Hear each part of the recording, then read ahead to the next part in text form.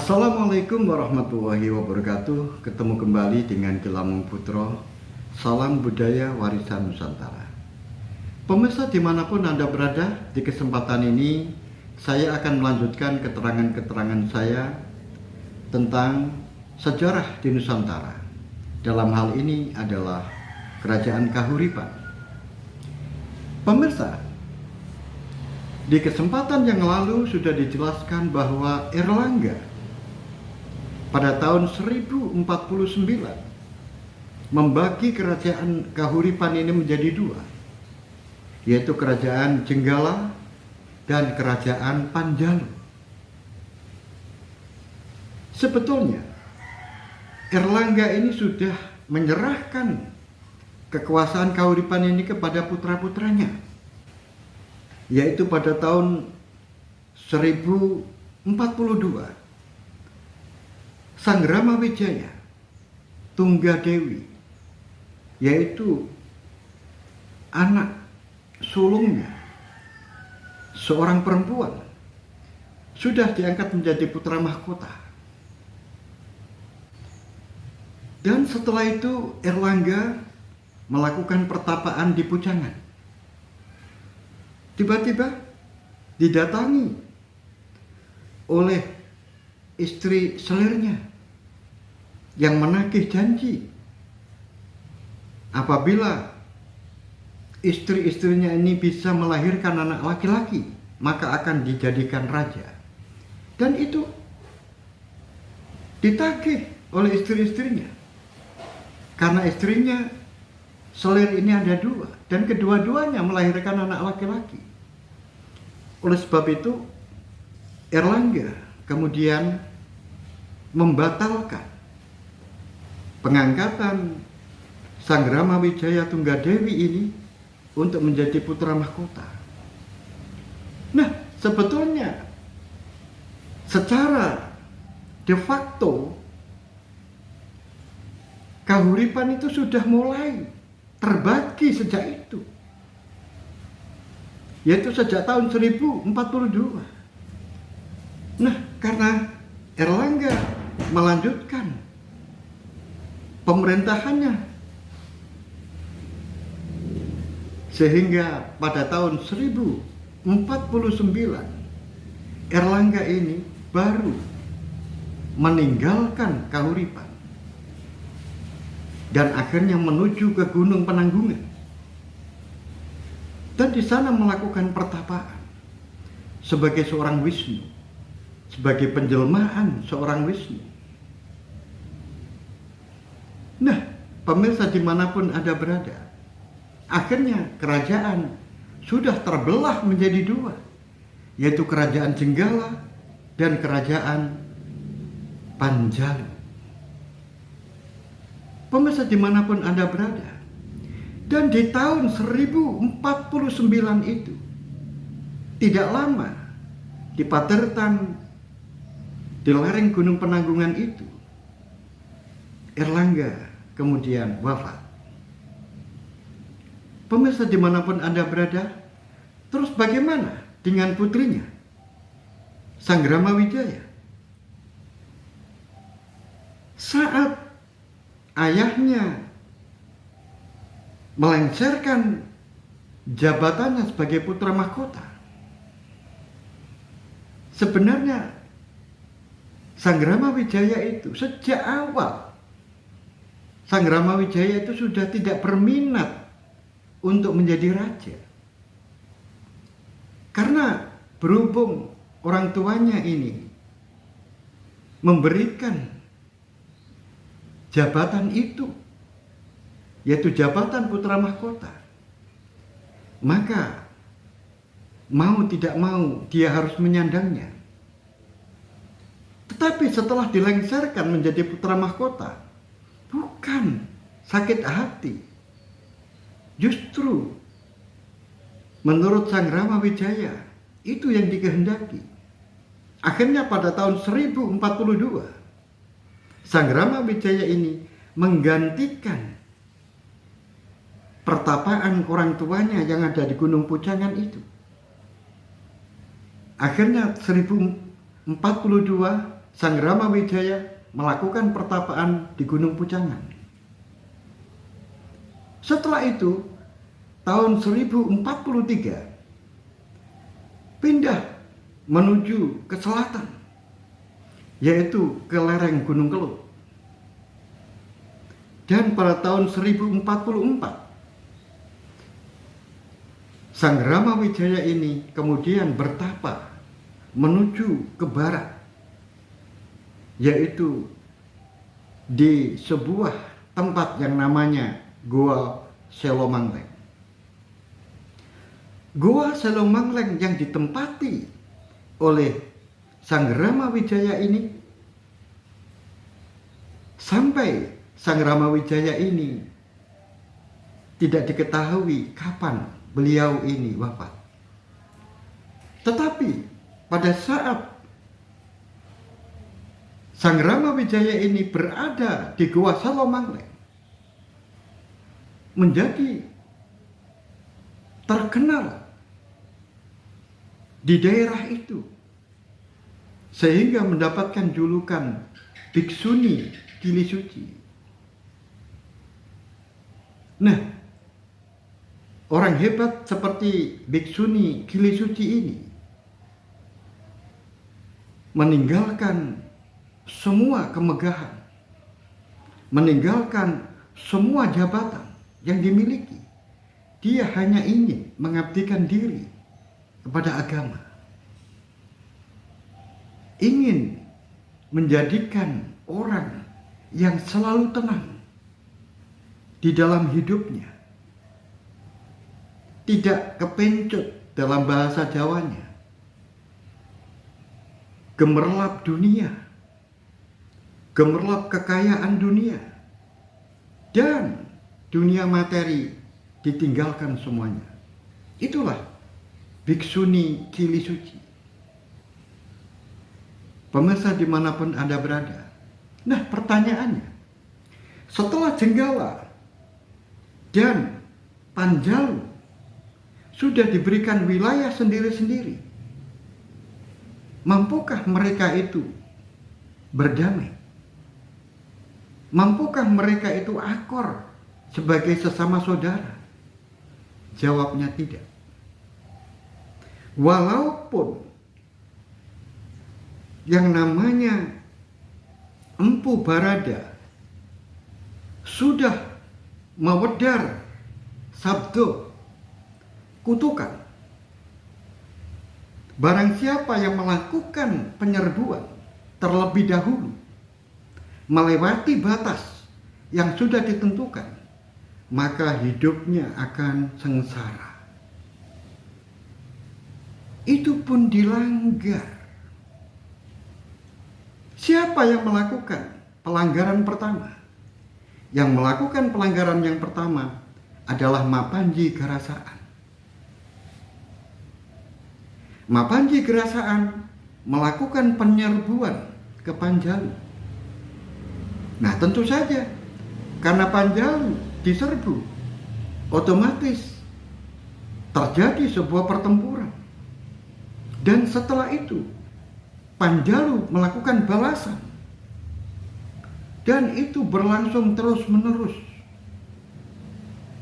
mulai dari Mapanji Garasaan di Jenggala, kemudian Sri Samaratungga di Panjalu, turun ke anak-anaknya, sehingga setelah Mapanji Garasaan ini sudah lengser, maka diganti oleh Alajung Ayes putranya. Setelah itu diganti oleh Samaratussaha anaknya, dan sampai Jenggala sudah tidak terdengar lagi. Mengapa tidak terdengar? Tentu saja karena Samara Wijaya sebagai penguasa Panjalu juga punya keturunan, yaitu Srijaya Warsa. Srijaya Warsa juga punya anak, yaitu Sri Bameswara. Dan Sri Bhemeswara akhirnya dilanjutkan oleh Sri Aji Jayabaya. Nah, saat Sri Aji Jayabaya menguasai Panjalu, maka sudah tidak terdengar lagi Jenggala, karena sudah dipersatukan antara Jenggala dengan Panjalu. Nah, menyatunya antara Jenggala dan Panjalu inilah nanti akan keluar yang namanya Kadiri, kerajaan Kadiri. Ya, tentu saja. Nah, akhirnya Sri Aji Jayabaya menjadi penguasa tunggal, penguasa kerajaan Panjalu, atau yang sekarang sudah namanya Kadiri. Dimulailah zaman keemasan. Ketika Jayabaya ini memimpin menjadi raja di Kadiri atau Panjalu, maka Panjalu atau Kadiri ini mengalami zaman keemasan. Kemudian Sri Aji Joyoboyo ini memiliki seorang permaisuri namanya Dewi Soro. Dewi Soro. Nah, pernikahan antara Jayabaya dengan Dewi Soro ini dikaruniai 4 anak. Yang pertama adalah Joyo Amijoyo. Kemudian yang kedua adalah seorang putri, yaitu Dewi Pramesti. Kemudian yang ketiga adalah seorang perempuan lagi, yaitu Dewi Pramuni. Dan yang keempat juga perempuan, namanya Dewi Sasanti. Pemirsa dimanapun Anda berada, tentu saja nanti yang akan melanjutkan perjuangan dari Sri Aji Joyoboyo adalah putra yang pertama dan putra laki-laki, yaitu Joyo Amijoyo. Tetapi putri-putrinya juga nanti akan menurunkan keturunan-keturunan yang bisa menguasai Pulau Jawa. Misalnya adalah Dewi Pramesti. Dewi Pramesti ini nanti akan dinikahi oleh seorang resi, yaitu Resi Astradharma. Resi Astradharma ini berasal dari Yawastina. Nah, menurut para ahli, Yawastina ini tidak lain adalah padi. Tetapi karena saat itu Sri Aji Jayabaya marah dengan menantunya ini, sehingga tanah Yawastina ini akhirnya dikutuk oleh Sri Aji Jayabaya, dan yang menjadi korban adalah istrinya dan juga cucunya, yaitu cucu dari Jayabaya. Siapa? Angling Dharma. Otomatis Angling Dharma akan terpisah dengan ibunya dan terpisah dengan ayahnya. Dan akhirnya dalam sebuah cerita kelanjutannya mengembara dan nanti akan menemukan seorang guru yang bijaksana, dan Angling Dharma menjadi namanya populer